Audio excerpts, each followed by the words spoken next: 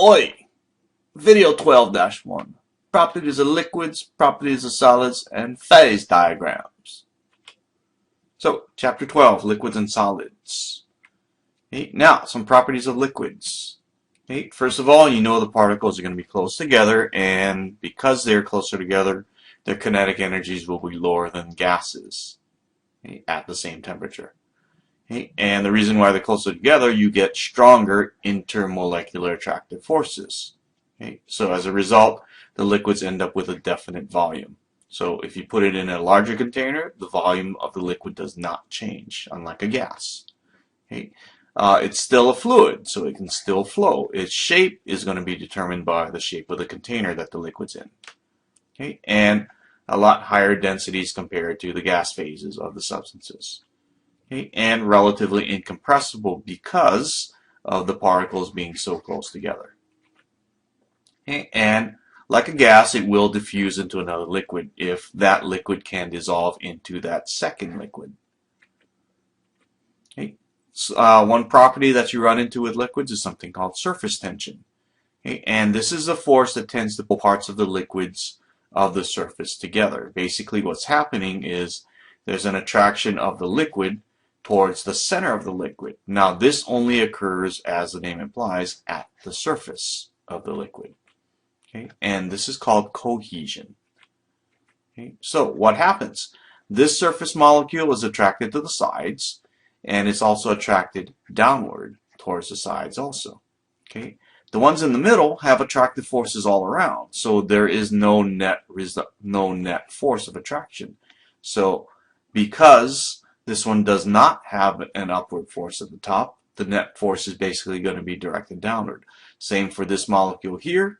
Same for this molecule here, this molecule here. At the sides, these would be attracted inward this way. The ones at the bottom would be attracted upward. Okay, but surface tension only exists at the surface of the molecules. Okay, you could consider the bottom acting also, but because there's no real surface where you notice, you wouldn't notice it. So it's only noticeable at the surface of the liquid. Okay, and as a result, they tend to form spherical drops if you have something with a high degree of surface tension. Okay, now adhesion. This is when liquids are attracted to different things. That's what an adhesive force is, attracting to different things. So liquids can be attracted to the sides of the containers. Okay, and as a result, the liquid can actually start to move upward. Okay, this is basically why the liquid will form a meniscus. It will be perfectly flat, but at the sides, it's actually trying to pull upward. So when you look at the surface of a liquid, you see the little curve. Okay, this is where the meniscus comes from. Okay, now if the tube is really, really narrow, it'll actually try to move all the way up the tube. Okay, and the only thing that stops it from moving up the tube is gravity. Okay, and this is what's called capillary action. If the tube is really, really, really thin, basically the water level, this starts moving up here, this starts moving up here, it moves up the front also. And if it's really, really thin, the water will just naturally move all the way up until gravity stops it. Okay, so here you see different examples of the same liquid. These are all connected together. Okay, this one will have a really, really small meniscus. As you notice, the meniscus starts getting more and more pronounced as it gets narrower and narrower, and the water's trying to move upward here. But it can't move up very far because it's a wider tube and there's more liquid, so gravity pulls it down. Here it's a narrower tube and it can go all the way up to the top. Okay, now once it reaches the top, it won't shoot out because there's no more of the side for it to be attracted to. Okay, phase changes. Okay. Two phase changes, liquids can go through vaporization. You go from the liquid phase to the gas phase. Okay. Heat has to be absorbed by the liquid. Okay. And evaporation is one form of vaporization. Basically, this happens at the surface of the liquid, vaporization taking place at the surface. And the liquid's not boiling. Okay. Boiling, what's the difference?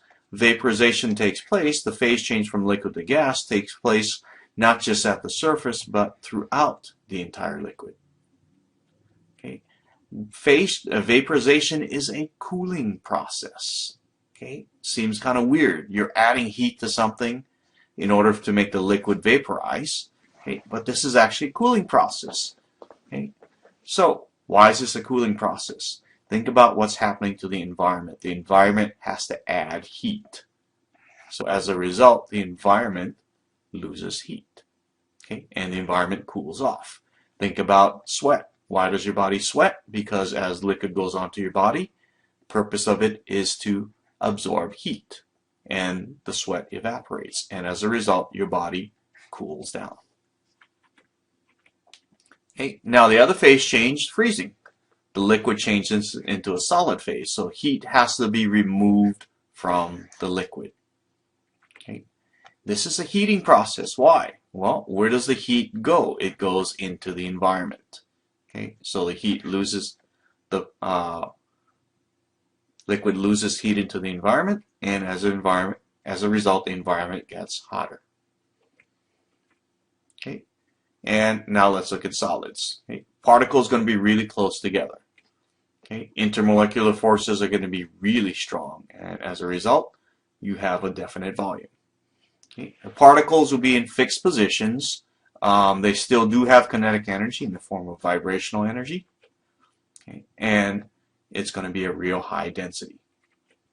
Okay? And pretty much incompressible because all the particles are as close as they're going to get together. Okay? And in theory, it could diffuse. One solid could diffuse through another solid. It may take millions of years for one solid, the surface layer, to just start diffusing into another one. Okay, two types of solids depending on how the particles are arranged. Crystalline solids, these are kind of like your ionic compounds.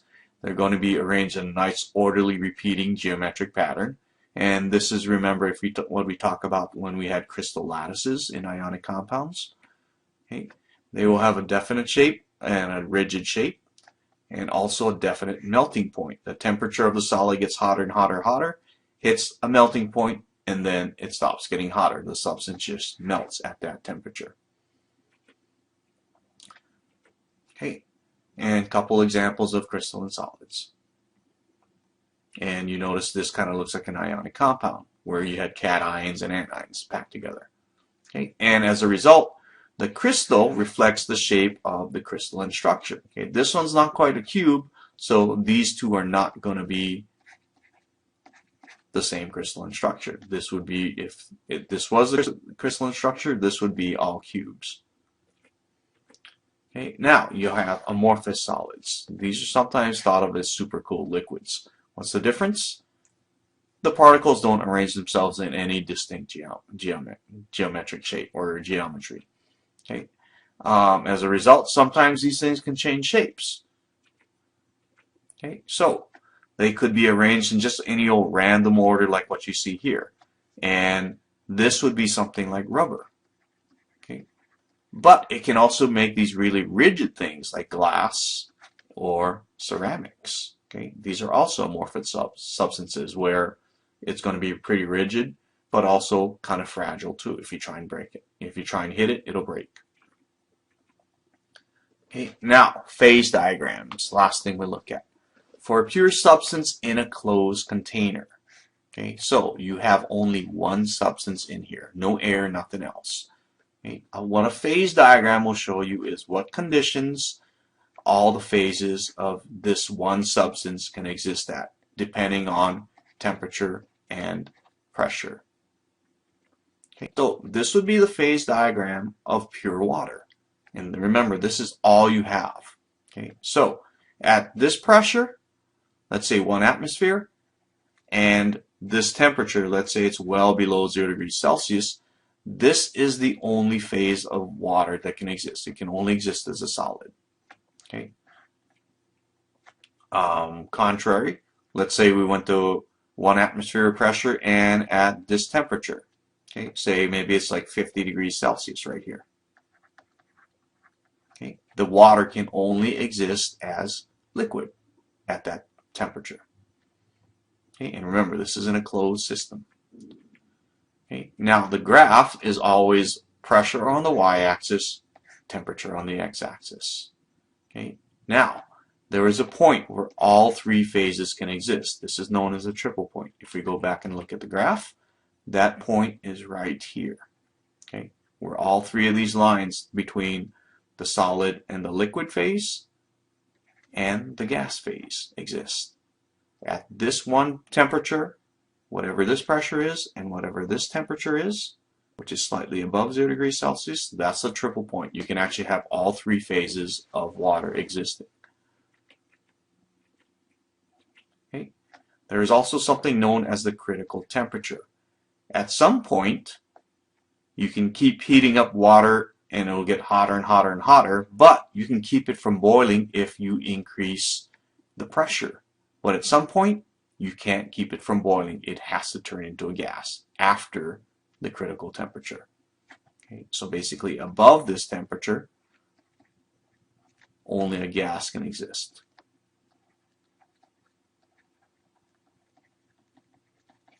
Okay, and if we go back and look at that on the graph, that's basically this temperature right here. Okay, this you can actually think of it existing straight upward like this. Okay, now once you get past this temperature, you're moving this way. Once you hit this temperature right here, the only phase you can have is a gas phase. So all this stuff over here would be gas. Okay, so this right here is the critical temperature. Oops, wrong way. We can also have what's known as the critical pressure. This is the lowest pressure that the liquid can exist at once you get to the critical temperature. Okay, so if you go below this, once you get below this pressure, only a gas can exist.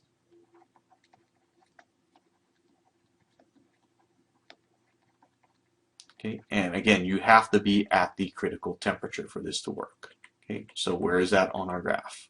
That is basically right here. Okay, this point right here, you go and say, okay, what is this? Whoops, sorry, not a straight line. What is this pressure? This is the critical pressure. If you go below it, you're no longer in the gas phase. Or you're no longer in the liquid phase. It's a gas phase.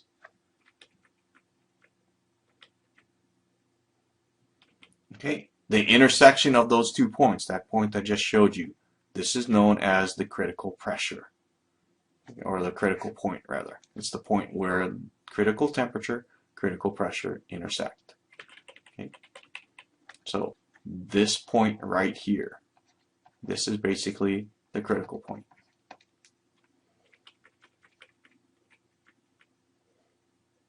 Okay, now you can tell, depending on how the phase diagram looks, which phase will actually be denser. Okay, so take a look. Imagine that there's right here at the triple point, that this line, there's an imaginary line that goes exactly vertical.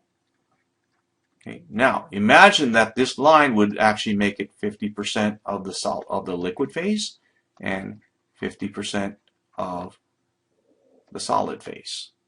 Okay, now if this line right here between the liquids and solid was perfectly along that, then that would mean that both phases were exactly the same density. Okay, but notice the liquid actually ends up with more than 50%.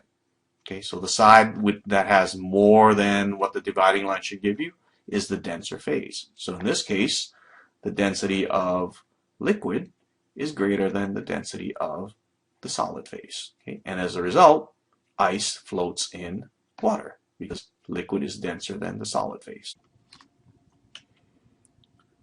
Okay, so now it's time for your review question. You have to answer this on the download page. Go to the 12-1 quiz. Okay, so what does the line between A and D, this line right here, represent? Okay, make sure you know what your letter is going to be because you won't see the question. All you're going to see is your answers. Are those boiling points, melting points, freezing points, melting and freezing points, or condensation points? Okay, and note you have a solid here, a gas here, and a liquid here. So, and don't just guess, figure it out. Okay, pause the video if you need to, remember what your answer is, and then you will also be asked, how did you figure it out?